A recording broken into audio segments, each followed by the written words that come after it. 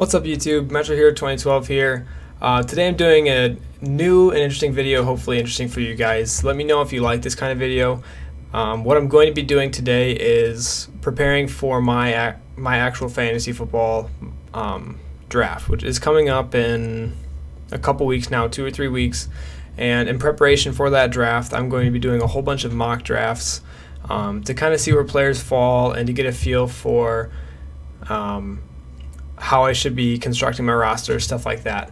But fantasy football is a huge interest to me, and I haven't been on my YouTube game as much lately, so I kind of want to get back into it, and I thought this would be a great way to jump right in. And then once the sports game comes out, I'll be right back on the grind, hopefully with NBA and Madden, make some videos like that. But right now we're going to be doing a mock draft. This first video will be with the first overall pick. And from there on, I'll be going to the second, third, fourth, fifth, just testing out all the different scenarios. If you guys like this, I might do it more than once, but I'm planning on doing 1 through 10. Today we're starting with pick number 1. This is a 10-team PPR league. This is what my fantasy league will be. My league will either be full-point PPR or half-point PPR, but right now we are going to be, we're just going to be doing full-point PPR because they don't have half-point PPR mocks in ESPN. So without further ado, let's go ahead and start this video. Hopefully you guys do enjoy this one. Again, leave me a thumbs up if you like this video, if you like this kind of video. If you guys are doing fantasy mock drafts, let me know what kind of teams you guys are constructing. Post in the comments below. Want to start that community back up again, want to hear you guys' opinions. So with the first overall pick, I thought about a lot of things. The Cowboys signing Stephen Ridley, I think they signed Stephen Ridley, but they seem like they kind of are expecting Zeke to be suspended.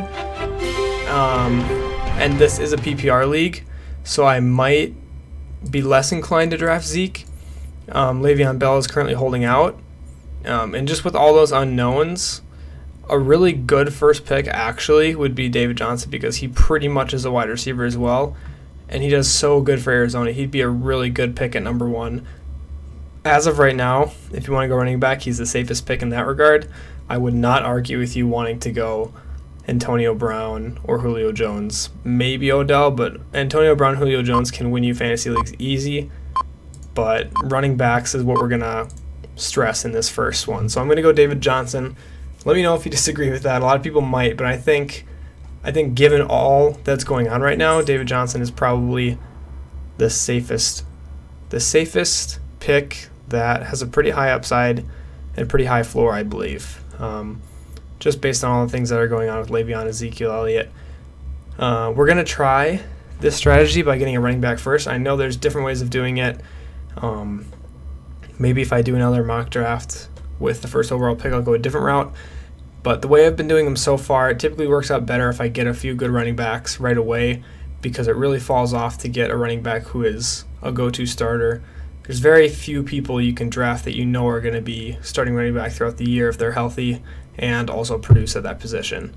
Wide receivers in a PPR league, you can get good guys pretty late, just because there are some target monsters on some teams that guys are just going to get targets. I mean, there's a lot of passing teams in this league, so the receptions have to go somewhere. They all can't go to the same star wide receivers on each team.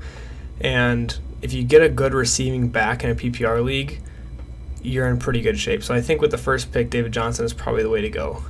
And you saw right after that, Le'Veon Bell, Ezekiel Elliott, Antonio Brown, Julio Jones came off the board. I wouldn't argue with that. Bell was probably my second choice because he is just a monster. And here's another thing, I'd give you a hint. Le'Veon Bell, a lot of times, even if he gets suspended or is holding out for some games, the way I like to build my teams is I take the best player that's going to help me in the playoffs. If they're not going to be injured or suspended for weeks 15, 16, depending on how your league works, like 13, 14, if they're not hurt or suspended, that's fine. I just want to draft as many players as I can that are going to be good for those weeks. So if Le'Veon Bell is suspended for the first 4 games of the season, like he was a couple years ago, I was able to trade for him at a pretty good value because the owner, their team didn't turn out the way they wanted to, and they needed production early so they wouldn't fall so far behind the league, and I can replace the production from streaming some back. So I would highly recommend going that route. Just draft for the playoffs. Draft for the playoffs. You can get really good value for players who are starting the season injured or suspended. I think that's a really good route. All right, after Julio Jones, Odell Beckham, Mike Evans, LaShawn McCoy, Melvin Gordon. So getting to the back half of the second round, they're starting to take some more running backs. Jordy Nelson comes off the board. So we have a lot of those top-tier receivers, and those running backs are just going. Devonta Freeman at 11, Fournette at 12 is pretty early. I like Fournette in the Jags. I don't know that I like rookies. Ezekiel Elliott was just a monster last year. Absolute monster. I still don't know if I would have felt comfortable drafting him in the first round last year, though. So I know Jacksonville's a different case scenario, but they threw a lot last year. I know it's different with Bortles. He's not been doing so well so far. But I think Fournette, I guess it's a second-round pick. Fournette in the first round I wouldn't do, but second round you could probably take a pretty good flyer on him. Followed by A.J. Green, good wide receiver. So now as we're coming up to this turn pick, like I said, I've been drafting before, and the way I like my teams working out is getting a couple good running backs early. Depending on who's available, and I know you can go into drafts with strategy and stuff like that, but a lot of it depends on what has happened. So I know a lot of my friends, when we draft, will reach for some guys because we live near the team, or if it's a quarterback, or Gronk, they'll just take a player early, and you really have to just sit back and adjust. You can't just come in with a set mindset and go from there. You have to really be fluid and adjust. So coming up here, Michael Thomas is not really a guy I've been targeting. Not a guy that I thought is going to have this amazing year and whatnot, but if he's available at 20, I might have to consider him. So there's stuff like that. Jordan Howard is a really good back, someone that I might not prefer over like Lamar Miller. So Michael Thomas just went off. Jay Ajayi's gone.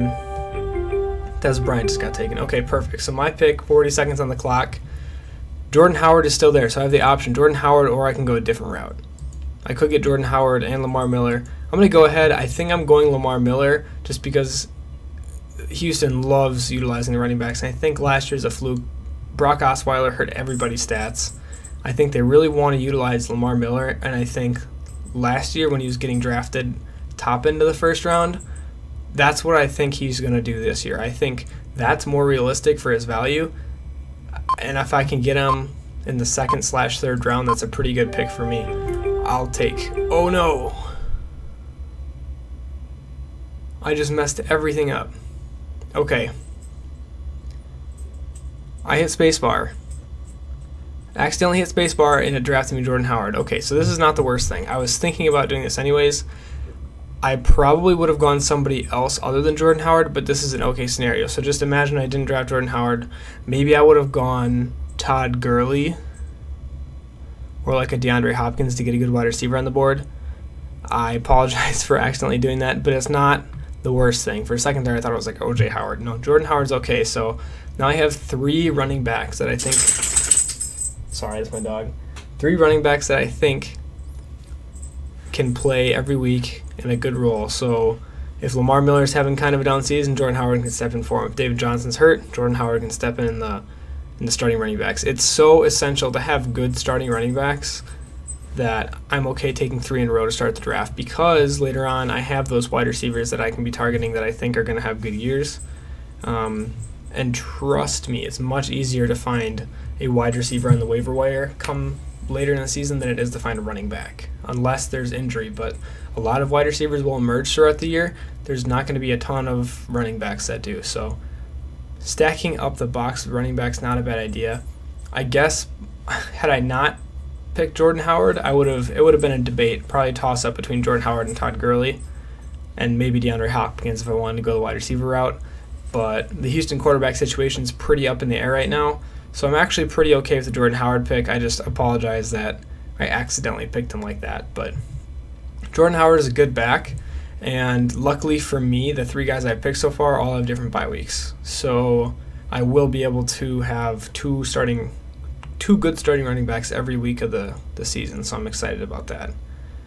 So after I picked Jordan Howard, Gronk went right away, so people were jumping on Gronk in that 3rd round to get a good tight end. It's not a bad strategy. I sometimes think about getting Gronk, but I'm a lot of times more comfortable with streaming tight end.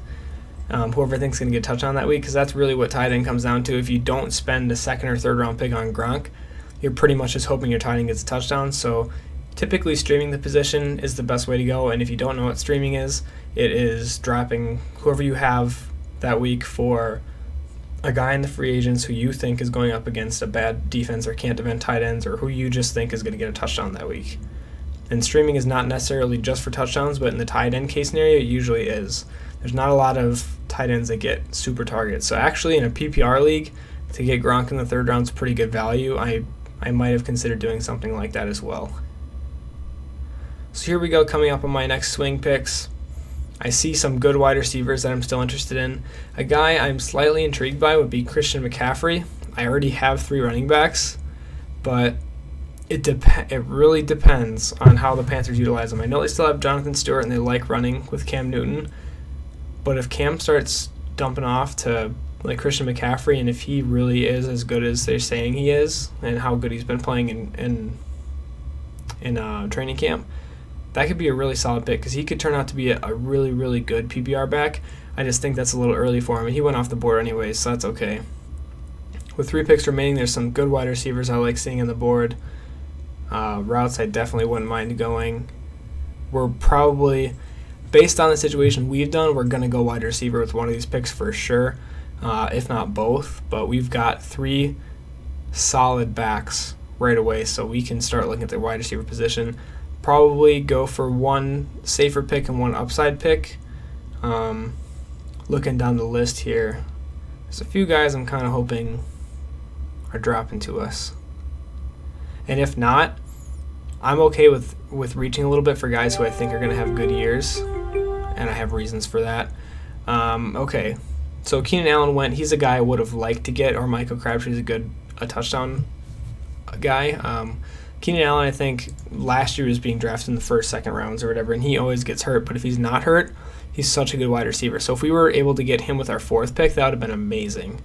So Keenan Allen is probably the route I would have gone. Julian Edelman is a really good PPR wide receiver. I think he's going to do really well this year, even though they did get some more weapons in Brandon Cooks. I think Edelman is still just Tom Brady's slot guy. He's always going to know where he is. They have such good chemistry together.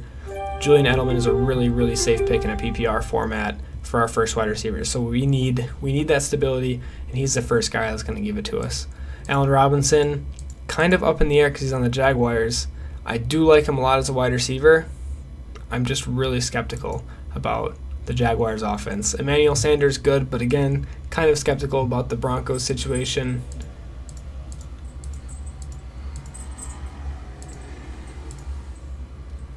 This is a tough pick, guys.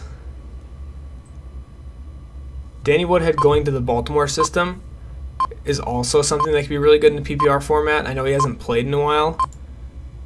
That's kind of a reach, guys. I went 1 wide receiver, 1 running back. But Danny Woodhead is a guy that this year I think can really play well.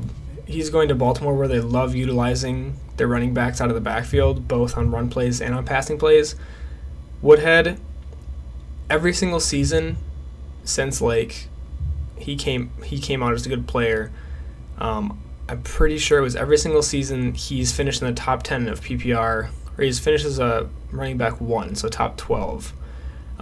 He's been a top 12 running back in PPR every year he's like technically been healthy, and that's been most years. He's had a couple injuries the last few years, but if he can start, he could be even a good flex play. So I mean, a flex play or just solidifying that running back position. Some of the wide receivers I wanted on that turn were just taken, and I feel like I can get guys that I wanted later on for wide receivers. So I figure I'd take Danny Woodhead, secure him, get all these running backs I love, and then when the next pick comes around, the next 2 picks, I'll look for wide receivers to solidify that. And I have a couple guys that I think can really slot in well as 2, because I only need 2 starting wide receivers, and there's 1 flex, so I can really use that as a running back or a wide receiver. And if you draft PPR correctly, you really can use a running back as a flex in a PPR if you're picking the right running backs, because they can get. There's a lot of teams that utilize their running backs really well and a guy like Danny Woodhead, Lamar Miller, David Johnson, Jordan Howard, they can be beasts. So I think having that position solidified and an option for a flex and running back was probably the right way to go. So after we picked Woodhead, Allen Robinson came off the board. Travis Kelce, a good tight end, thought about him. Davante Adams, wide receiver for Green Bay.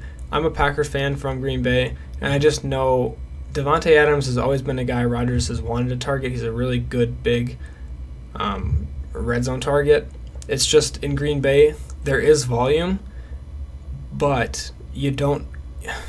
I don't want to say you don't know who it's going to, but like on a given week, Aaron Rodgers might throw 3 touchdowns to one guy, and then your guy might get 2 receptions, and it's kind of the way it's gone in Green Bay. And Randall Cobb has been down the last few years. I feel like that the same thing could happen to Davante Adams, so I'm not comfortable taking him that high. Mark Ingram came off. Carlos Hyde's a pretty good pick. I was considering Tom Brady, quarterback, coming off in this round. I'm more okay with streaming quarterbacks, which is the same thing I had talked about earlier, but Tom Brady would be a good option. I've actually not planned on drafting Tom Brady. In the last 2 years, I've gotten it because my friends have let him slide because of suspensions and stuff like that, or like the suspensions that might happen, and they ended up did happening. But I thought picking up Tom Brady, I think I got him in like the 7th round or 6th round the last couple of years, so in that case scenario, you really couldn't pass him up. Dalvin Cook, rookie, Joe Mixon rookie, guys that I am not really comfortable taking. I would rather take these veteran running backs that I did. Greg Olsen is a great pick. I was really considering doing that because if you don't get Gronk, you don't get Jordan Reed. And Jordan Reed's hurt a lot of the time too, so Greg Olsen, PPR, that's a great pick. Getting it that much later than Gronk, I think Greg Olsen's a solid pick. Larry Fitzgerald, great in a PPR format. Ty Montgomery, another good pick, Packers running back who is literally a wide receiver playing in the backfield. I can tell you right now that's a pretty good pick. Now that Lacey's out, the offense is going to be focused around Ty Montgomery at running back, so he's going to get a lot of options, a lot of chances to catch out of the backfield and hopefully get some good running yards. So coming up on our pick now, had I not taken so many running backs, I'd be okay. Spencer Ware, I know Kansas City drafted a running back, but I feel like Spencer Ware is going to carry that starting position most of the year. The guy I really want to follow me is Jamison Crowder. He's the guy that is still there for Kirk Cousins. He was a good target for Kirk Cousins before, and now Deshaun Jackson is gone. They do have Terrell Pryor in there now, and Josh Doxson should be coming back, but I still think Jamison Crowder is going to be a really good wide receiver, and I'd be comfortable having him as my wide receiver too.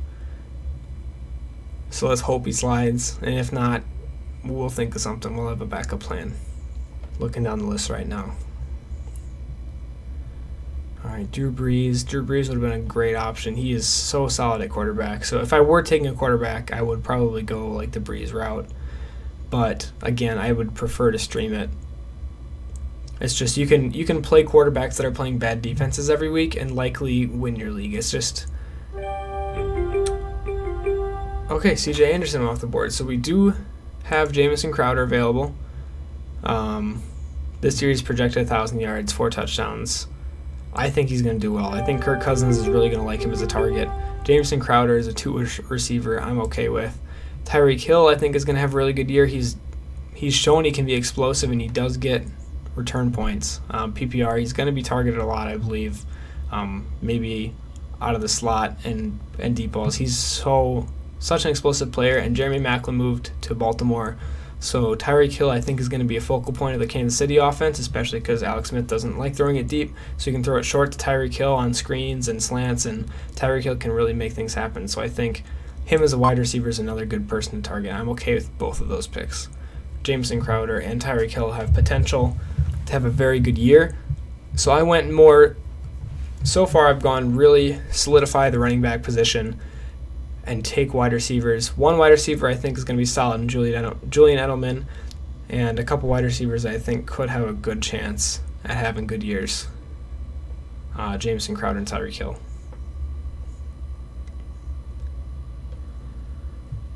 Alrighty. I don't have to talk the whole time, I guess. I'll start looking down the board. I have taken a lot of running backs, but I do want to talk quickly about Mike Gillislee. I think he's a great back to target. He's going pretty late. and he's essentially filling in the LeGarrette Blount role in New England. He's going to be a big bruiser back. It is kind of questionable to take Patriots running backs because you never know. They're always up, down, all over the place. You just don't know with Patriots running backs.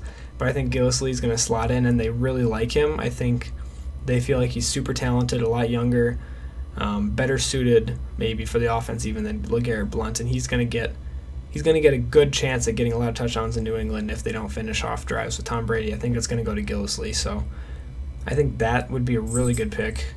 But we do have a lot of running backs, but he might be the exception to get one more running back if he's available, my pick. We do have some wide receivers available that I still like. I forgot what the news was on Martavis Bryant.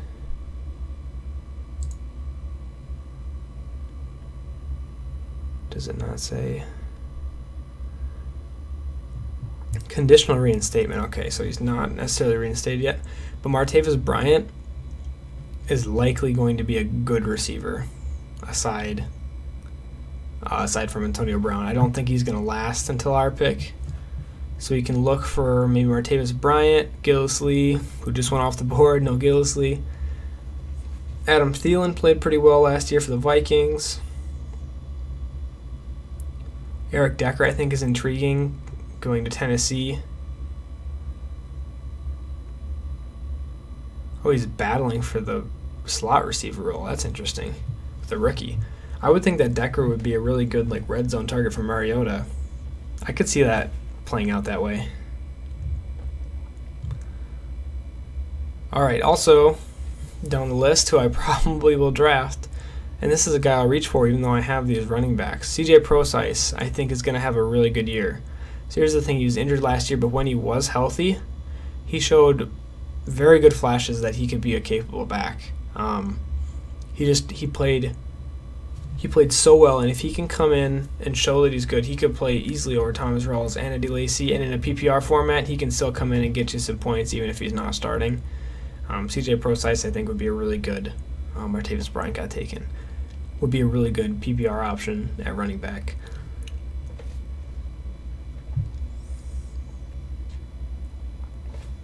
Whoops. That accidentally got installed. McAfee. A lot of people will think that Adrian Peterson being available now is such a good option, and it might be. I think Adrian Peterson's a high-risk player. He could be the Adrian Peterson of old. He could be a very good player. But at the same time, it's concerning because he might just be like a utility back. Because Mark Ingram was drafted 40 overall for a reason. People aren't accidentally mixing that up. Mark Ingram's still kind of the guy in New Orleans, I think. Adrian Peterson's a beast, but I just don't know if he's really going to be the guy in New Orleans. He could come out like AP and make us all look like fools, but I don't know. I just don't see the upside in picking him. I mean, it's just hard for me to justify it, I guess, is what I'm trying to say. Very hard for me to justify. I would rather have a guy like CJ Prosise. Alright, my pick. So Jordan Matthews is still available. I think could still be one of Carson Wentz's favorite targets. The Eagles have gotten a lot better at wide receiver. They got Alshon Jeffrey on a year contract. But Jordan Matthews has been the guy there. And Jordan Matthews plays really well as a slot receiver. And he hasn't really been able to because he's been the guy there. But now that Alshon's there, it's going to allow Jordan Matthews to play in the slot a lot more. And I think he can really shine with Carson Wentz as quarterback. So we're going to go that route. Go ahead and get Jordan Matthews on the roster. Tyler Eifert has had some pretty good years when he's healthy, but I'm going to stream tight end, I think. Robert Kelly is an option. It's really going to come down to CJ Prosise or like Adrian Peterson, I guess. But I think Prosise is the right way to go. I'm not going to eat my own words. I think CJ Prosise over Adrian Peterson is the right way to go. So now, if you've noticed, I've literally only taken wide receivers and running backs up until this point. So you guys can do drafts like this, or you can do drafts where you pick one of each position and fill out your roster and see how they turn out. a really good way to look at strategy for fantasy, for those of you who are not as familiar with it, your running backs and wide receiver, starting the right guys every week and having the guys available to start in good matchups is essential,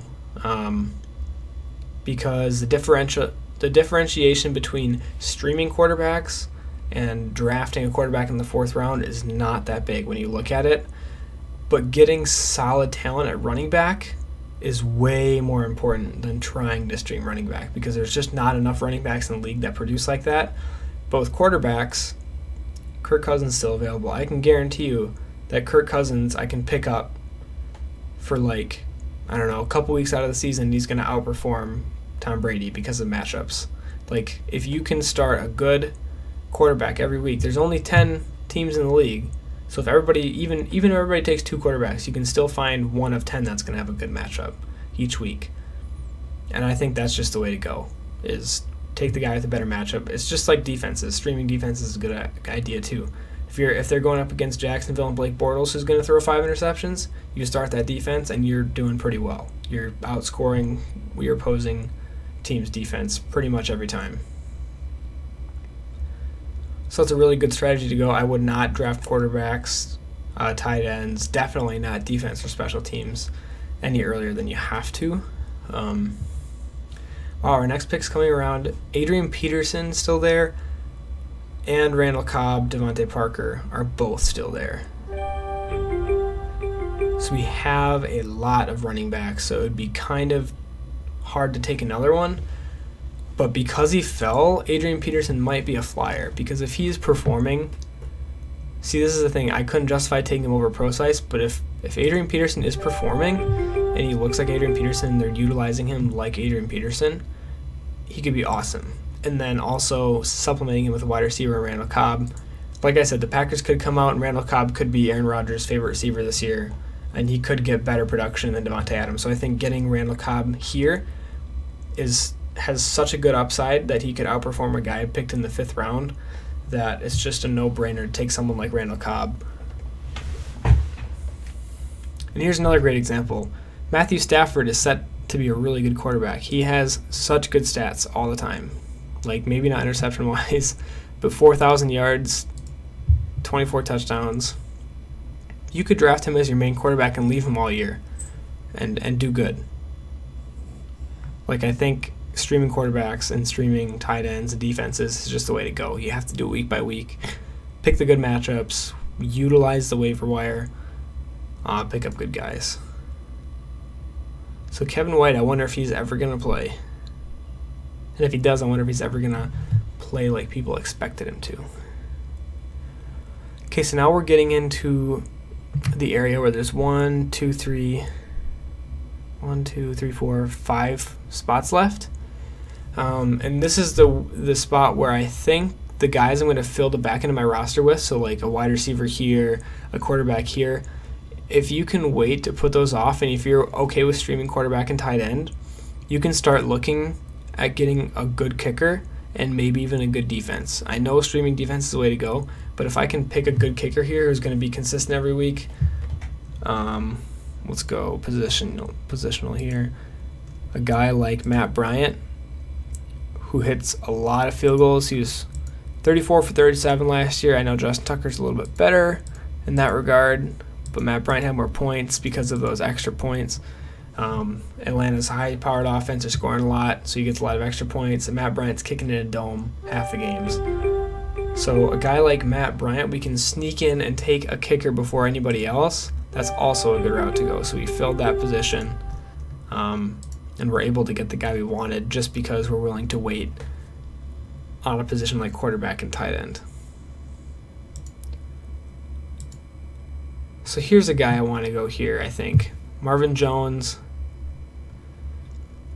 He came out firing on all cylinders last year. Teams kind of figured him out, and then Matthew Stafford went more towards Golden Tate.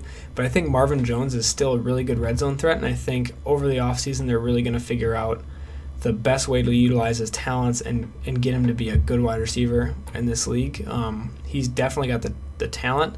He showed it in the first half of last year, but then he fell off hard, and I think getting him for free here in the back of the draft, his upside is so good that it's just going to be worth doing that.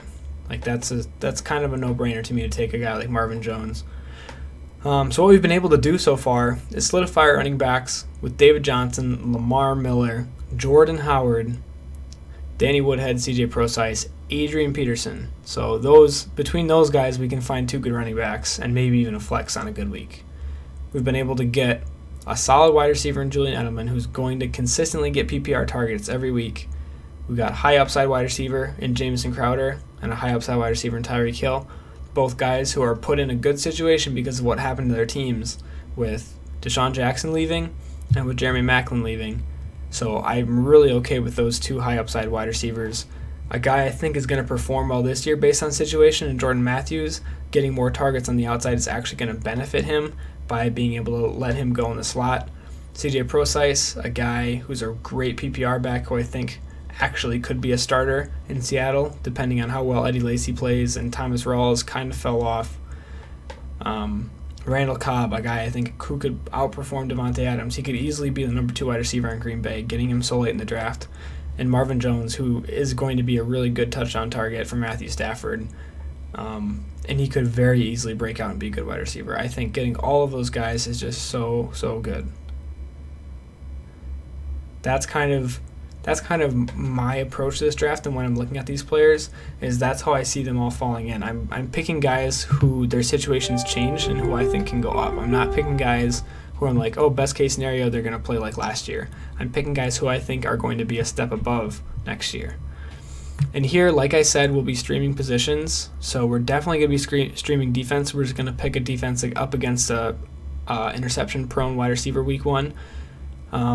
Probably same thing with tight ends. We're going to see who we think is going to have a touchdown this week. But here's the thing. O.J. Howard, they say, is supposed to be an amazing talent at tight end coming out of Alabama.